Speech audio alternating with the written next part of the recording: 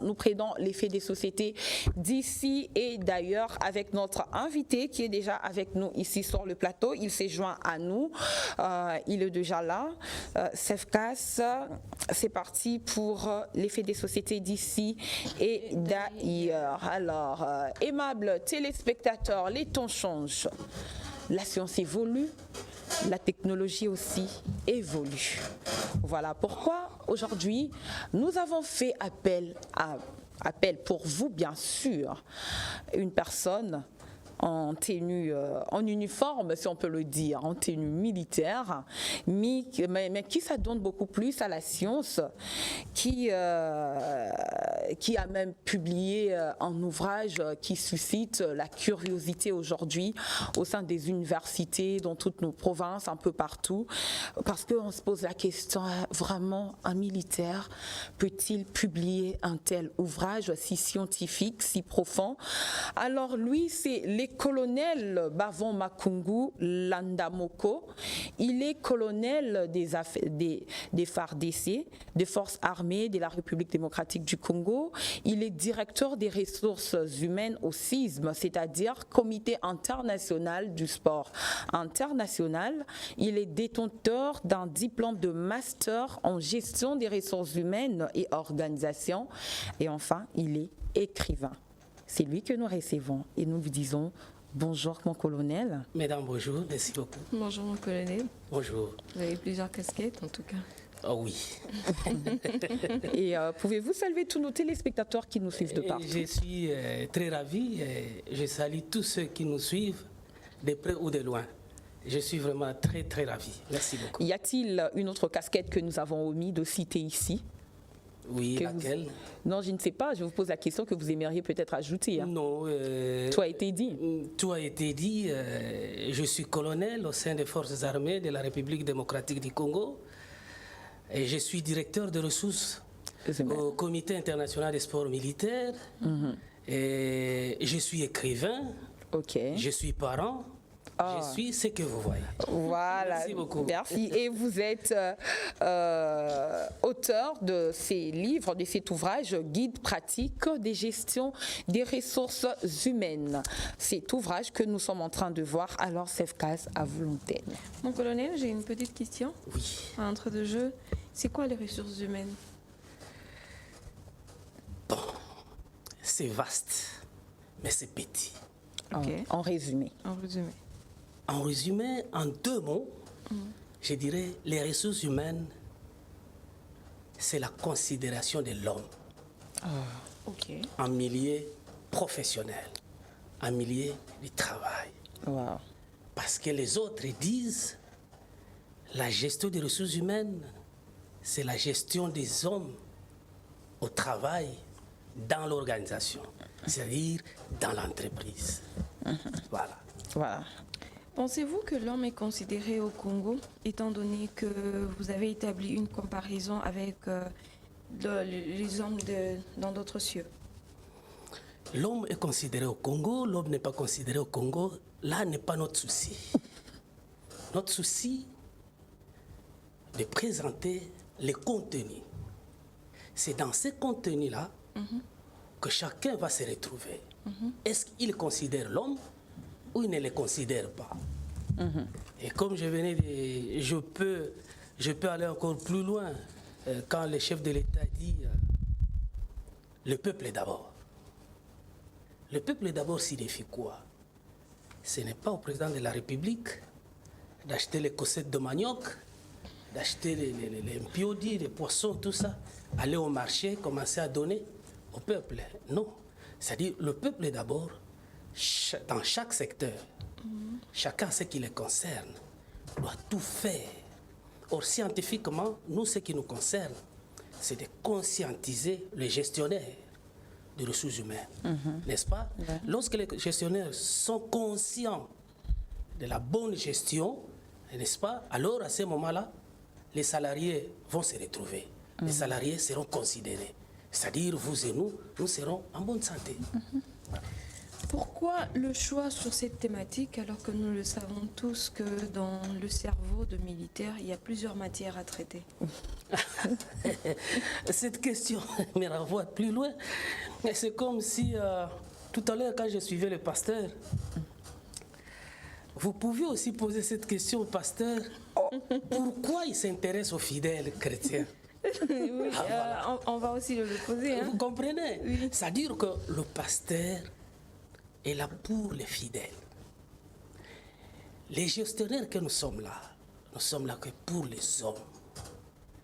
Les hommes, quels hommes? Les hommes au travail. Parce que si l'homme est bien géré, si l'homme est pris en considération, même le pasteur n'aura pas de soucis. Parce que tout ce que nous demandons, nous convergeons avec le pasteur. Presque, nous allons avec eux ensemble. Donc, les soucis pour nous, c'est la considération de l'homme en milieu professionnel. Voilà. Alors, mon colonel, ce matin, nous vous recevons en qualité de toutes ces casquettes, au fait. Car nous sentons au sein de Forces armées, un livre est en train de susciter une curiosité des lecteurs en matière de ressources humaines. Et nous savons que c'est en temps de paix qu'un militaire s'adonne au développement personnel et aussi à la science.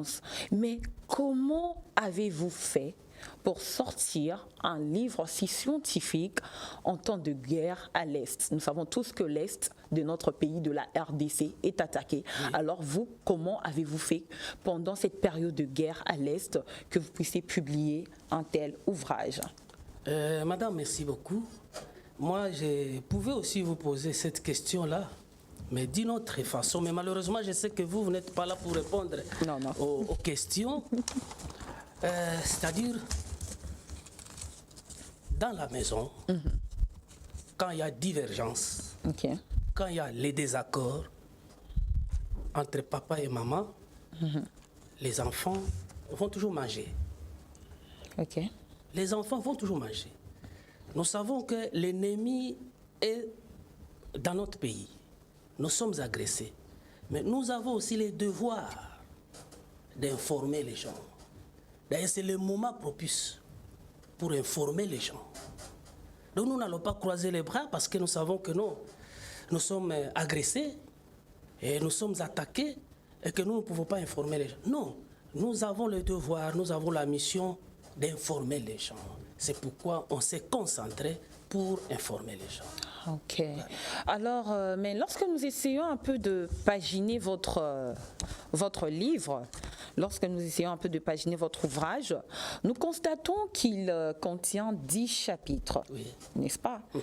Alors, avec une première partie qui met l'homme au centre. Alors, notre question, c'est celle de savoir pourquoi mettre l'homme au centre dans la première partie? Est-ce parce qu'il est lui-même ressource ou parce qu'il a de ressources en lui?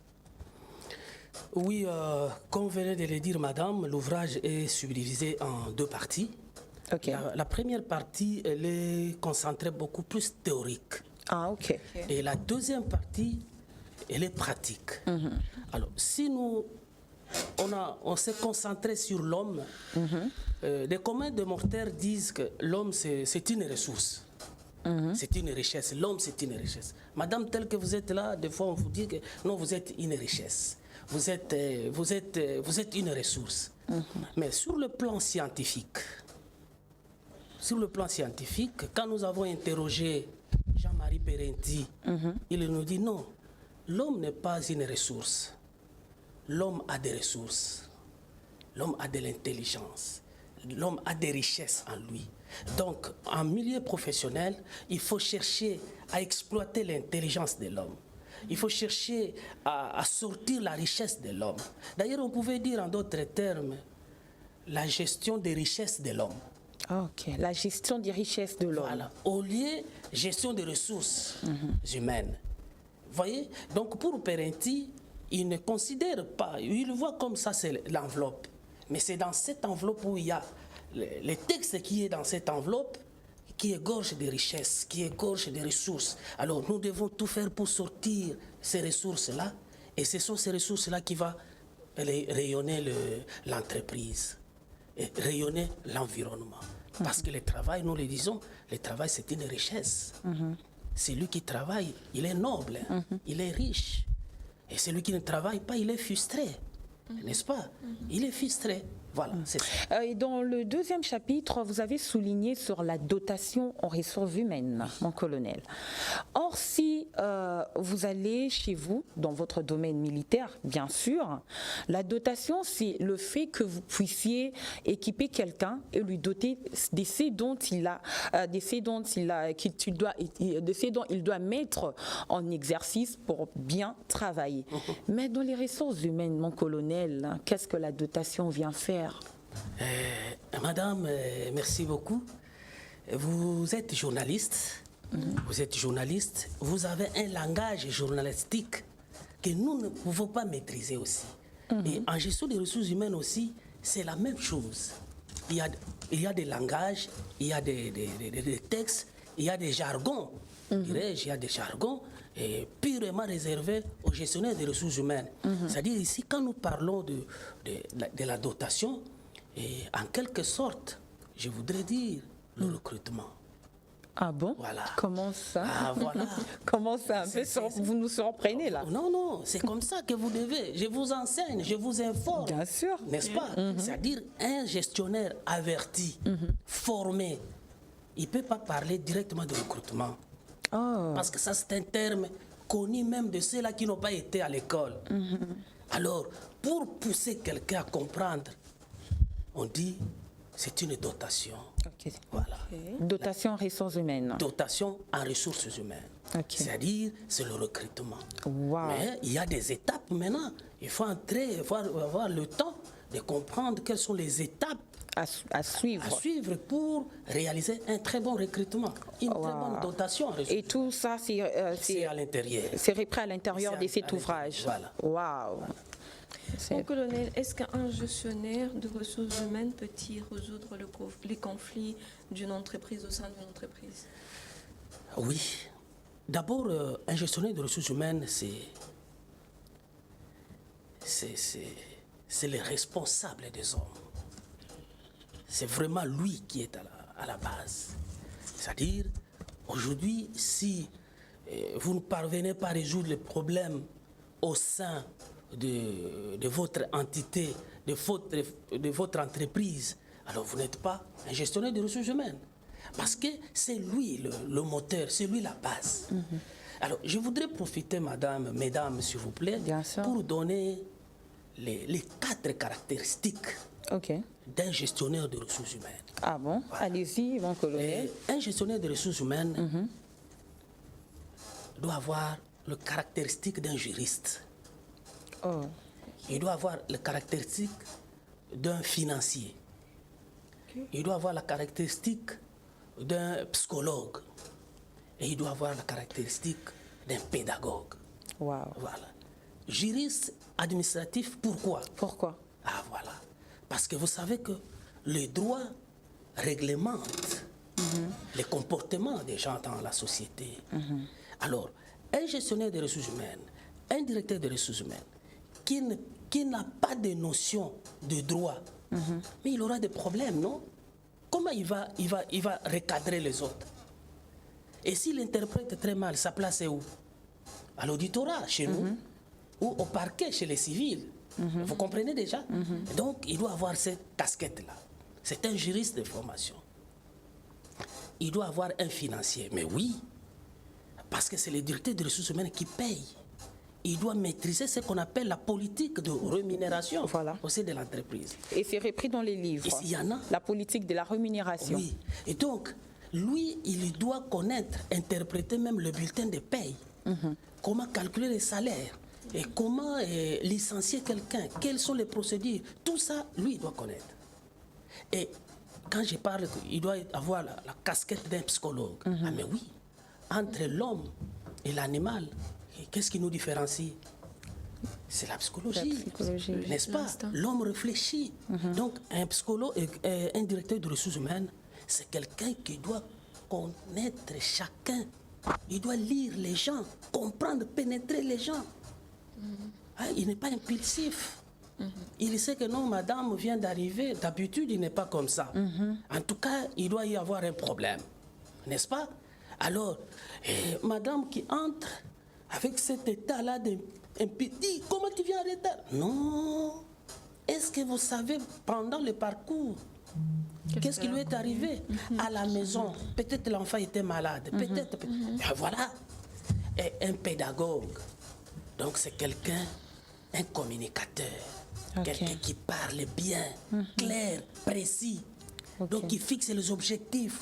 Il ne parle pas en parabole. Que les autres puissent interpréter. Non. Il faut dire ce qu'il faut faire et comment le faire. Et comment le faire. Voilà. Mais quelque part, lorsque nous sculptons votre livre, mon colonel, nous avons vu ou constaté que vous avez eu à épingler l'intelligence émotionnelle d'un directeur de ressources humaines et vous avez même parlé de politique des ressources humaines. Est-ce que vous pouvez nous le rappeler et nous expliquer c'est quoi vous faites? Oui, c'est comme je venais de dire. L'intelligence émotionnelle, c'est Daniel Goleman. Oui, un psychologue qui a écrit dans ce sens-là. Il a défini l'intelligence émotionnelle comme quoi capacité de quelqu'un de maîtriser ses émotions et les émotions des autres. Vous comprenez? C'est-à-dire que vous, en tant que gestionnaire de ressources humaines, vous devez commencer par maîtriser vos émotions.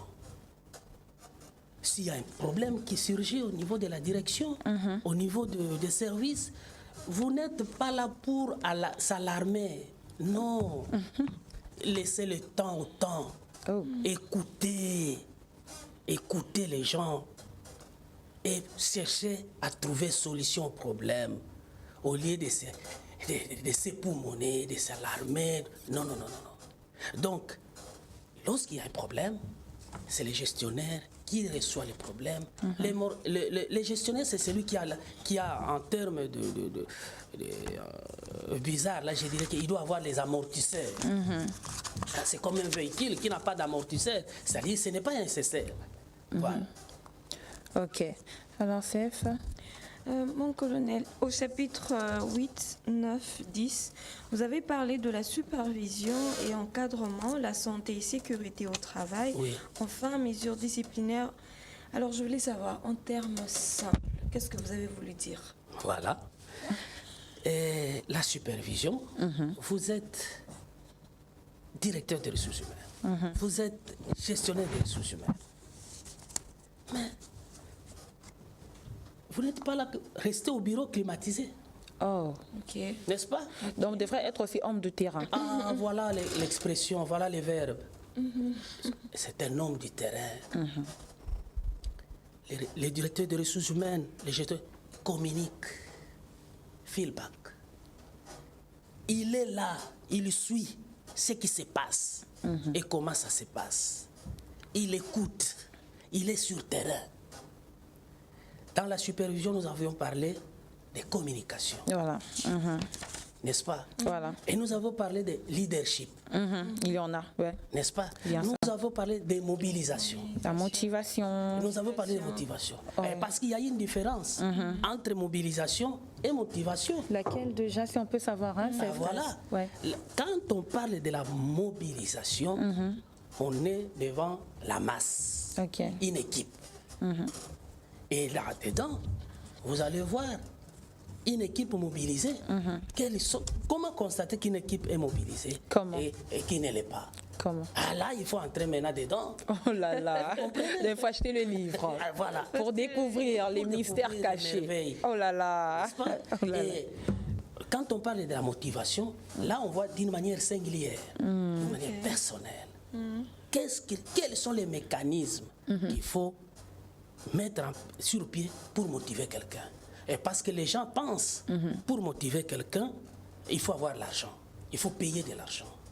Non. Alors, il faut faire Mesdames, quoi? c'est archaïque cette histoire. Mais non, il faut faire quoi? Ah, voilà. Mais parce que l'argent motive. Hein. Quand je sais que non, je dois produire quelque chose et puis moi, à la fin... je vous dis que l'argent ne motive pas. Alors, ça fait quoi? L'argent, c'est un des éléments dans dans ce qu'on appelle motivation. Mais l'argent en soi n'est pas là pour motiver. Ah ouais. Mais il y a plusieurs paramètres pour motiver quelqu'un. Madame, je peux prendre un exemple. Bien sûr. Lorsque vous allez lire, là, vous allez comprendre. À la fin du mois, on te paye. Madame Mombo vient. On sort un billet de $100, on jette. Ton $100 est là. Aïe. On a tout compris. Déjà, vous êtes, vous-même, vous n'êtes plus dans votre corps, non? Bien sûr. N'est-ce pas? Bien sûr. Est-ce que c'est l'argent qui vous motive? Non, non. Voilà. Du tout. Mais madame, elle est là, je l'appelle, mamie vient. Vous comprenez ce que nous avions réalisé? Vous-même, vous êtes témoin, non? En tout cas, prenez d'abord les $50. Oh là là. Et je crois que la semaine prochaine, ou bien, avec le temps, nous allons voir. Madame sera contente parce qu'elle est témoin oculaire, parce qu'elle a participé. Elle est là, elle reçoit, elle sait que non. Vous avez reçu $100, mais vous êtes frustré. Et vous aurez des maux d'estomac, Voilà. n'est-ce pas? Parce que vous n'êtes pas considéré. Manque de considération. Vous Voilà, comprenez? voilà. La considération motive. Le statut, la fonction que vous avez motive. N'est-ce pas? Le langage motive. Impliquer les gens pour la réussite de l'action. Si vous, tel que nous sommes là, tu tombes malade, ton chef direct se déplace jusque chez toi à la Oh maison. là là. Quelle motivation. Je vais rendre visite à mamie parce qu'elle est malade. Oh là là. Là, vous comprenez déjà? Vous serez déjà touché, vous vous sentirez aimé, considéré et tout. Et les gens, la Bible dit, un passage biblique, je crois, ils disent, Mokonzaye bingai na kombo na ngai. Ça fait du bien. Hein, Tu comprends? Mokonzaye bingai. Donc, quelqu'un qui est plus bas là, il réalise que non, les chefs, les directeurs des ressources humaines les connaissent. Il va même chez lui à la maison. Mais mon colonel, j'ai une toute petite question de curiosité, hein, Sèvres. En parlant de tout ça, il y a une question qui me taraude l'esprit. Quel danger court une entreprise qui n'a pas une direction des ressources humaines bien assise? Mais c'est une entreprise, c'est comme si vous dites que quel danger court-il lorsque quelqu'un est là vivant, mais il n'a pas sa tête. Hein? Ok. Mais ce n'est pas une entreprise. Exact. Parce qu'elle est vouée à l'échec. Donc, une entreprise qui n'a pas de direction des ressources humaines n'est pas une entreprise. Elle n'est pas une entreprise. Et elle est vouée à l'échec. Totalement à l'échec. C'est pourquoi vous allez voir, ils n'ont pas la politique de rétention du personnel, Aïe. ils n'ont pas la politique. Non, ils n'ont rien. Ils n'ont rien. Aujourd'hui, tu entres, demain, on te chasse, demain, tu vas là-bas, et demain. On peut te chasser comme ils veulent. Voilà. Il n'y a même pas de mesures Il y en a disciplinaires, pas. Il y en comme a vous l'avez pas. dit au Voilà. 10e chapitre. Il n'y en a pas. Or, il y a le barème des sanctions, Ok. n'est-ce pas? On ne peut pas te sanctionner directement parce que tu as commis une infraction et directement, non, appeler quelqu'un. Ok. C'est comme dans la maison. Donc, il y a plusieurs étapes Il y a des avant d'arriver à la sanction finale. C'est comme vous sanctionnez les enfants à la maison. Ce n'est pas que l'enfant a brisé le verre d'eau direct. Non, non, non, non, non. Ne faites plus ça. Franchement. Première fois, deuxième fois. Quand il y a récidive, c'est alors on passe à une autre étape. Mais les étapes, il y en a là-bas. Voilà. Wow. Mais pour finir, en tout cas, mon Dieu, J'ai une petite question. vous en avez? Oui. Ok, allez-y. Et ma petite question, c'est de savoir, avec toutes les tâches que vous devez assumer, comment vous trouvez, ou quand est-ce que vous trouvez le temps pour écrire? Franchement, Le temps, bonne question. le temps c'est l'homme. Le temps c'est le vouloir. Celui qui veut, peut. Et si je vous dis que moi, je vais au lit à 19h30, Pardon? voilà. Ok. Je vais au lit à 19h30. On sent l'organisation alors. Et en tout cas, je quitte le lit à 3h Ok, pour me permettre De de travailler. m'organiser. ok, je vois. Et déjà à 5h30, moi je ne suis plus à la maison. Lorsque vous venez me chercher, en tout cas, désolé. Waouh. Voilà. Waouh. Pendant ce temps-là, je peux arriver au bureau parce que je suis responsable. J'arrive au bureau déjà à 6h. de 6h à 8h, les 2 heures là, c'est beaucoup. C'est consacré à la science, de recherche. Et dès que le moment arrive, j'arrête. Je m'occupe à faire autre chose. Pourquoi? Je veux que les autres apprennent aussi. Donc vous parvenez quand même à concilier votre, Mais oui, votre travail. Exactement. Wow. C'est pourquoi j'avais dit que l'homme a plusieurs facettes. Tel que vous êtes là, n'est-ce pas? Bien sûr. Ici, vous êtes journaliste. À la maison, vous êtes maman. Et ailleurs, vous êtes tante maternelle. Et ainsi de suite. Donc, partout où tu te présentes, il faut avoir votre profil. Et en fonction de ces profils-là, que vous allez travailler. Donc un profil singulier, particulier. Exact.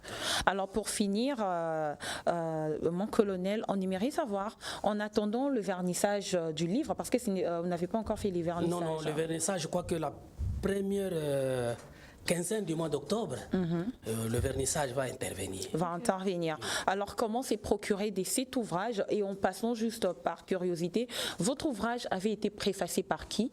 Oui, le guide pratique de gestion des ressources humaines a été préfacé par le docteur professeur ordinaire Kimwanga Kenny Pellerin. Ah, ok. Lui, il était recteur honoraire de l'Université pédagogique nationale, donc l'UPEN. Alors comment se procurer cet ouvrage? Oui, provisoirement, ceux qui veulent faire des réservations, nous sommes sur Chaumba,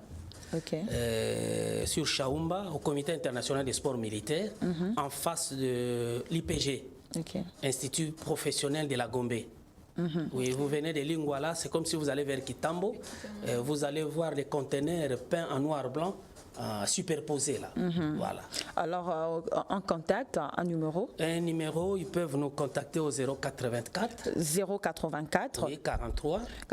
Alors, mon colonel, pardon, vous pouvez donner toujours le préfixe du pays au cas où il y aura des commandes à l'extérieur, parce que nous sommes suivis jusqu'à l'étranger. Oui, 243. Donc, plus 243. Oui, plus 243. Oui. Et 84. 43. 600. 15. Voilà. Alors, mon colonel, j'aimerais que vous regardiez votre caméra droit, vous fixez votre caméra, que vous puissiez lancer un message à toutes ces entreprises qui ne s'occupent pas de la direction des ressources humaines ou qui n'en ont pas. Un message à toutes ces entreprises. Oui, c'est vraiment un message qui concerne tout le monde, parce que quand on parle de gestion des ressources humaines, on voit les entreprises étatiques ou para-étatiques. Donc, ceux qui n'ont pas encore, les entreprises qui n'ont pas encore la direction des ressources humaines, en tout cas, doivent tout faire pour en avoir. Parce que l'avenir de leur entreprise en dépend. Voilà. Merci beaucoup. Merci d'avoir été des nôtres. Et fidèles téléspectateurs, nous vous rappelons que nous avions reçu pour vous les colonels Bavon Makungu Landamoko, qui est colonel des forces armées de la République démocratique du Congo. Il est directeur des ressources humaines au CISM, c'est-à-dire Comité international des sports militaires. Il est détenteur d'un diplôme de master en gestion des ressources humaines et organisation. Il est écrivain. Merci. Je vous remercie, madame. C'était là, les faits des sociétés d'ici et d'ailleurs.